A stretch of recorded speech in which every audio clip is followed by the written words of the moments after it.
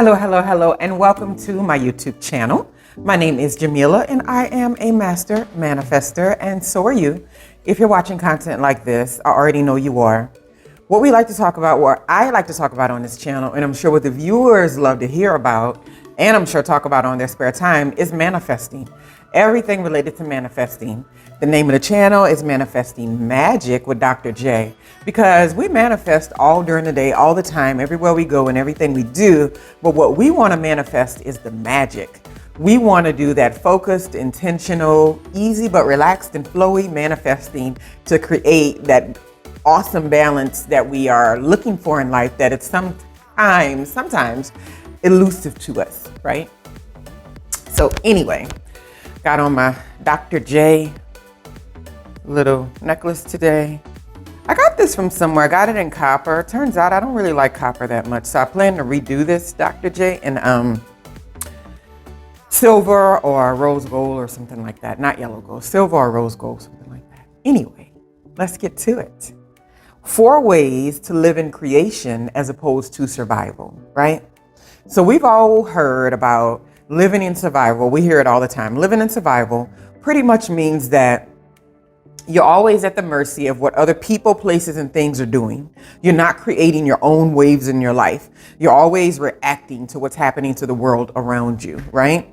It means pretty much you have no daily authority over where your time and energy goes. So your time and energy is leaving you because that's what happens no matter what for everybody every single day. If you're human, you expel energy and your time is just passing. It just means that you're not controlling what is happening with those major aspects of your life, right? Because your survival mode has put you in a place where you're constantly thinking about what's happening over there and how it's affecting you and what you need to do to prepare for the negative impact this thing might have. So that whether that's the next meal, getting it or not getting it, the next bill, paying it or not paying it, the next date, whatever. You can live in survival mode even at high levels. There are a lot of people like that. They can't get off the hamster wheel because they're determined to always be prepared for the next impact when really they're just reactionary. So when you're living in creation, a little different from survival. Survival feels heavy and grounded, and survival feels very, it feels motionless. It feels like you're in a hamster wheel, like it's the same thing over and over and over and over again. And the only goal every day is to survive. That's it. There's nothing that goes beyond it because there's no time and energy for it. So the other one is creation. Living in creation, it even sounds lighter and fluffier when you say it. Living in creation means that you are open to new possibilities. You live your life in a way that's often called in academia a growth mindset, meaning that your mindset is not set in a way at any given time that, oh, that's working, let's just keep doing it that way. You're always in the thought process of, well, even though that's working, let's be a little bit forward thinking so that way we can be more responsive instead of reactive. And by doing it that way, you are controlling your energy and time because you're getting out ahead of it, right? You're getting out ahead of it. You see setbacks as opportunities. So when you're living in creation, your setbacks and things that happen in your life, like they say Murphy's Law, anything that can go wrong will, in a time crunch or a pinch or something, you start seeing the opportunities almost immediately when those negative things happen. Now, mind you, you may not be able to see it all the time because I am definitely guilty of that. But you start to get more so in the space of seeing creation, knowing that everything that looks destroyed or something that looks like it's been depleted or it looks drained or it looks like it's been used to death, it's really just the ending and a rebirth of something that's new that's coming. That's the way everything works. We are using the same energy, the same water, the same soil, the same materials that have been on this earth since the beginning of time. We are just changing and shifting that energy from one place to the next, right? You focus on value-driven interactions. You don't like interactions anymore. So when you're in creation mode, you pay really close attention to being involved in interactions that grow you in a way that they are valuable for both you and the other person that you're interacting with, right? So you no longer have those casual, empty pleasantry conversations and shallow relationships because they're no longer suitable for you. You want the kind of relationships where you are bringing deep value into someone else's space and they're bringing deep value into your space, right? You live in creation when you think about your relationships in that manner. Another way that creation mindset shows up is you don't see people as your source. You understand that that your manifestations are coming through people, because people is the way that we communicate things, information and money and everything exchanges from one person to the next. But you understand that individual people aren't your source. You understand the real source, even when people can be a vessel for the source. So I talked about this on another video where I was saying that sometimes you get blessings, and I'll put the link inside the video. Sometimes you get blessings from people you don't like. And it has nothing to do with you and that person's relationship. It means absolutely nothing. The only thing the universe wants to do, the same thing a computer system wants to do, is find the quickest point from A to B. It's called latency, right? So your manifestations, the universe is thinking, what's the quickest way I can get this to this person, point A to point B, right? And even if it's through somebody you don't like or through a circumstance you didn't really care for, sometimes that's the way it shows up. But when you're in creation mode, you understand this, and you're not caught up into what this person said or did, or what they didn't like and how they did it. You think about everything you have as how it plants a seed and it grows and expands, right?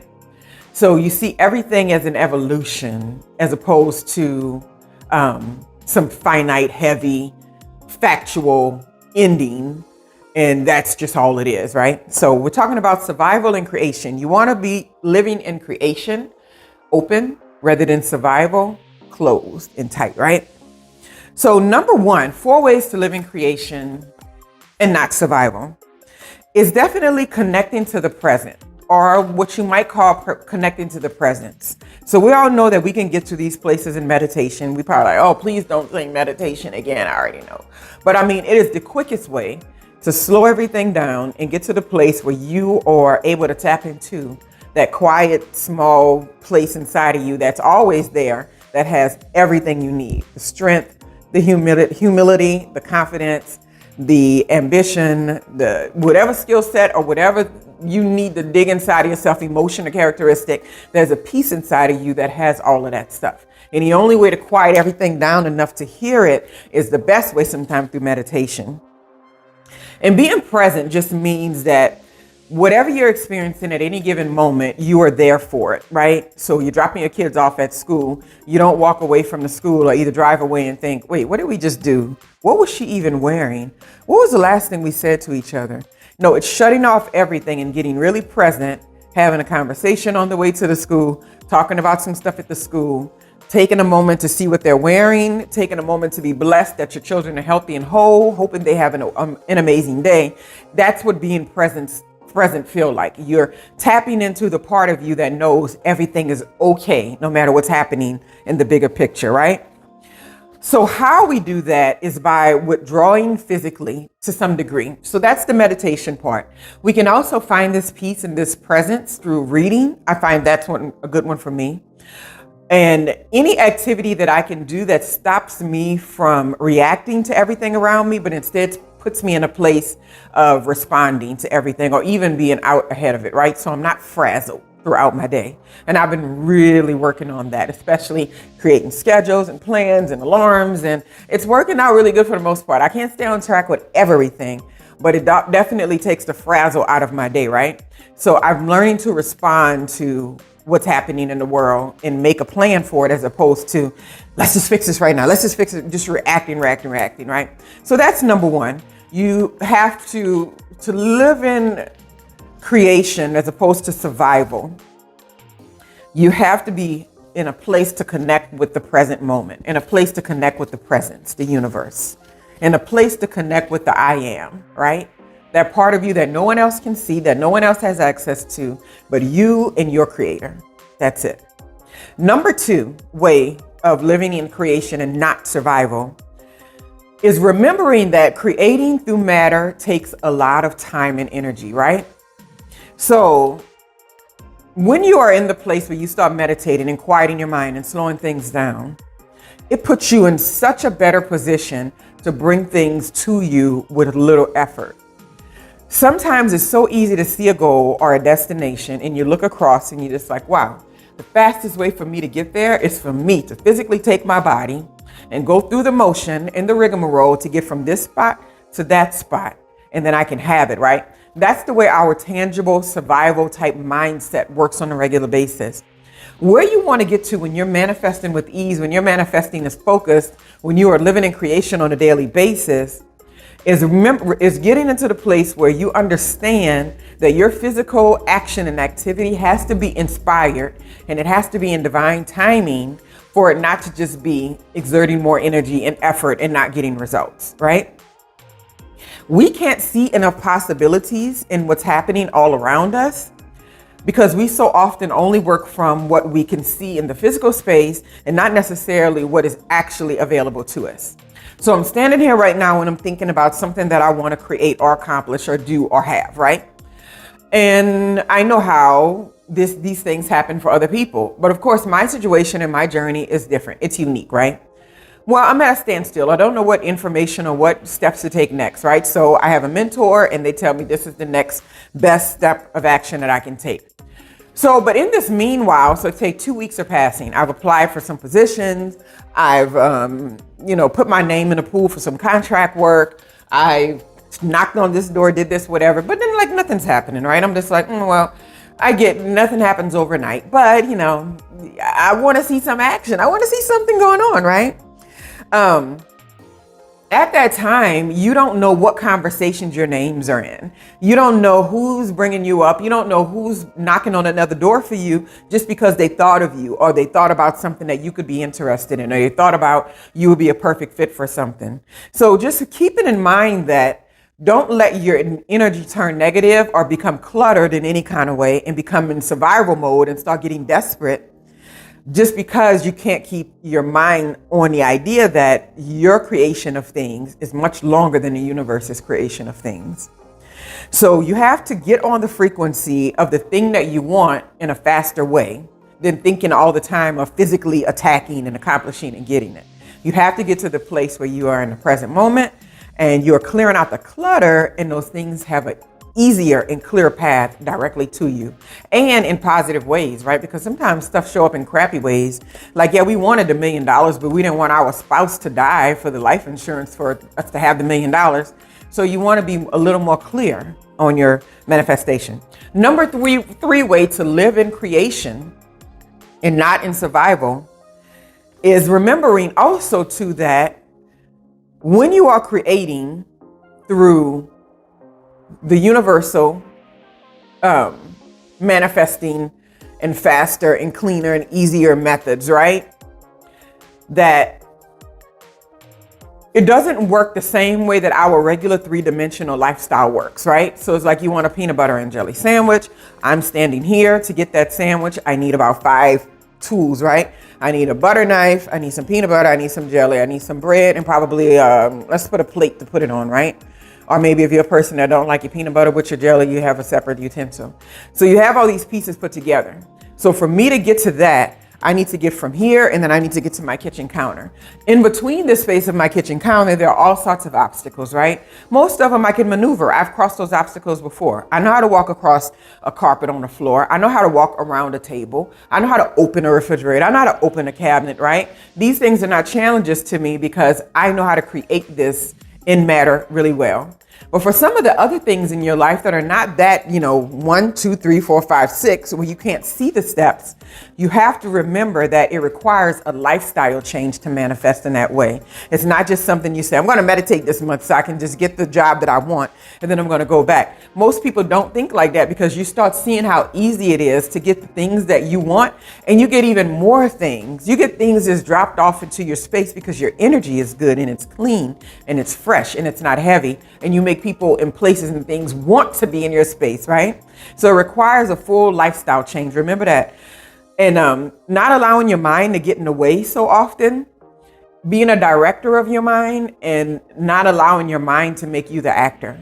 So you don't want to be programmed by your mind. You want to use that operating system that's there and manipulate it and add software to it and change it and shift it in any way that's necessary to create a mindset that is forever growing and expanding, and not one that is always just like, okay, let me just get this done. Let me just do this. Let me just do that. And it's always out of breath and it's always exhausted and tired, but you want it to create the lifestyle you choose. It can't do both. It has to do one or the other. It has to be calm, cool, and relaxed and easy, or you can try doing it through matter and you may get there, but you will tear your body up and your mindset and all that in the process.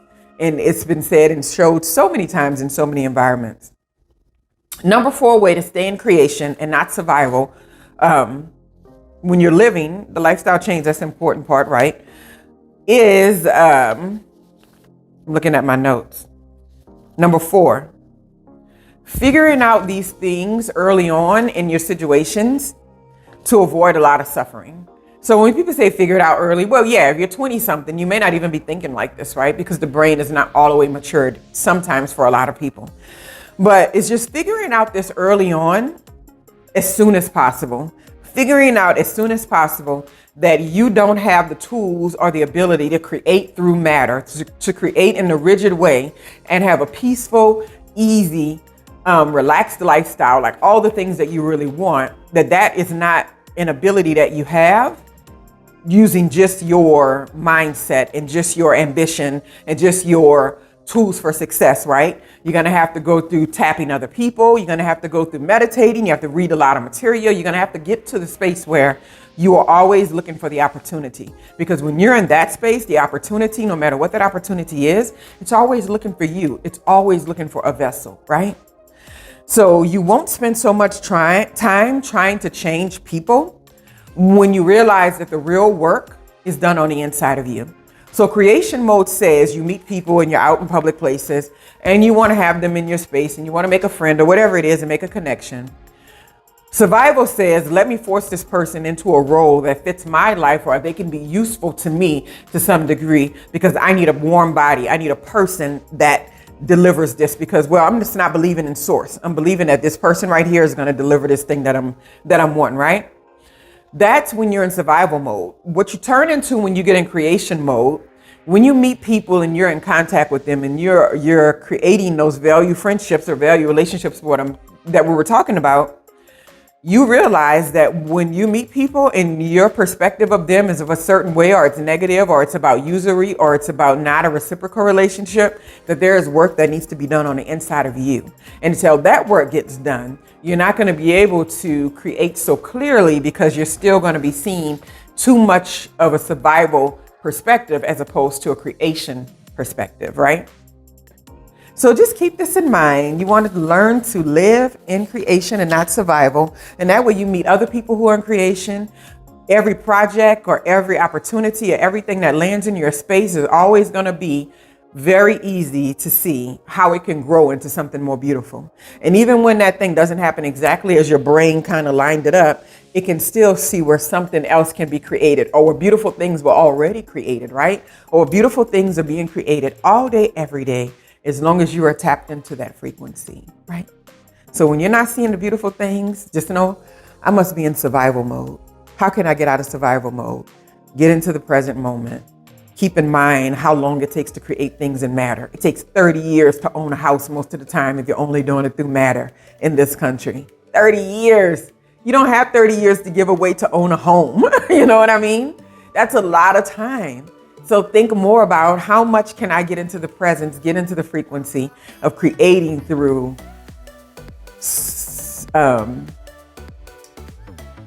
non-tangible efforts, creating using the universe, as opposed to trying to create just on my own terms and using people and places and things in a less reciprocal way, in a more so let me step on this thing to get to the next level.